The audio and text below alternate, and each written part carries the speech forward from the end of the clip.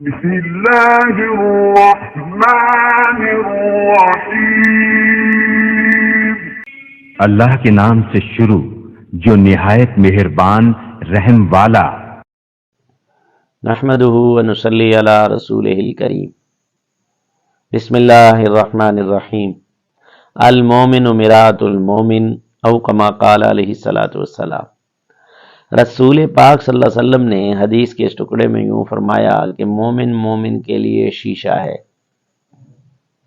اس میں بہت سارے پیغامات ہیں۔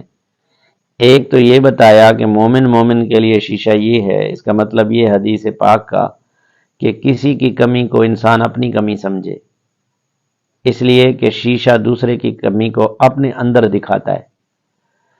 دوسری بات، اس حدیث پاک میں رسول پاک صلی اللہ علیہ وسلم نے ہمیں یہ سبق دیا کہ کسی کی غلطی پر شور شرابہ نہیں کرنا چاہیے، یعنی دوسروں کو نہیں بتانا چاہیے کہ فلاں کے اندر یہ بات ہے، فلاں کے اندر یہ بات ہے، فلاں کے اندر یہ بات ہے، تو یہ غلطی بجائے اس کی ہونے کے کہنے والے کے لیے غیبت بن جائے گی۔ شیشہ جو ہے، اس کے ساتھ اللہ کے نبی نے تشبیہ اس لیے دی، شیشہ جس کا عیب ہوتا ہے اسی کو بتاتا ہے، اسی کو دکھاتا ہے۔ آپ دیکھ لیں، اگر میرے پیشانی پر کوئی چیز لگی ہوئی ہے تو وہ شیشہ مجھے دکھاتا ہے، دوسرے کو نہیں دکھاتا۔ ایک وجہ یہ ہے تشبیہ دینے کی۔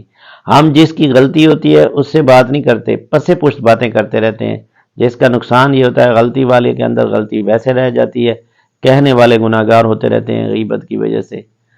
اور تیسری وجہ یہ بھی ہے شیشے کے ساتھ تشبیہ دینے کی کہ شیشہ ہر کسی کو اس کا عیب خاموشی سے بتاتا ہے، شور نہیں کرتا، مطلب وہ واویلا نہیں کرتا۔ تو جس کی غلطی ہے اسی کو علیحدہ میں بٹھا کے بتانا چاہیے کہ آپ کی یہ غلطی ہے اور یہ آپ کے لیے مناسب نہیں ہے، حکمت اور دانائی سے۔ اور چوتھی وجہ یہ بھی ہے کہ شیشہ اس غلطی کو اتنا دکھاتا ہے جتنی وہ ہوتی ہے، اس کو بڑھا چڑھا کے بیان نہیں کرتا۔ ایک آدمی کے صرف پیشانی پر ایک کالک کا ٹکا لگا ہوا ہے تو شیشہ وہی دکھاتا ہے اور اتنا ہی دکھاتا ہے جتنا لگا ہوا ہے، یہ نہیں اس کا سارا منہ کالا دکھائے یا ہر جگہ پر داغ دھبے دکھائے، جہاں داغ ہے وہیں دکھاتا ہے۔ تو یہ نہیں ہے کہ بات کو بڑھا چڑھا کے بیان کیا جائے، جتنی بات ہو اتنی ذکر کر کے نصیحت کے ساتھ سمجھا دینا چاہیے۔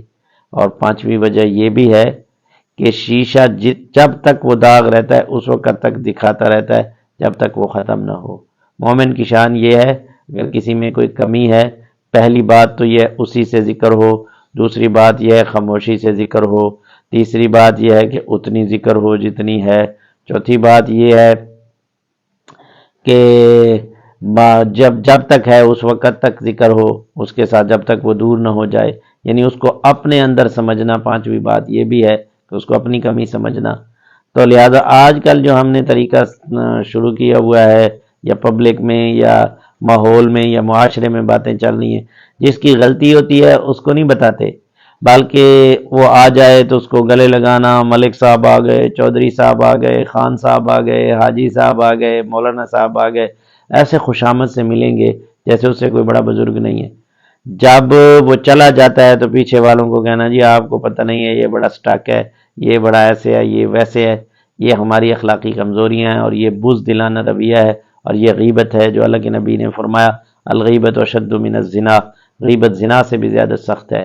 تو لہٰذا اس لیے جس کی کوئی کمی بیشی ہے، ایک تو اس کو اپنی کمی بیشی سمجھنا چاہیے، دوسری بات یہ ہے کہ اگر بات کرنی بھی ہے تو جس کے اندر غلطی ہے اسی سے بات کرنی چاہیے تاکہ وہ غلطی دور ہو سکے۔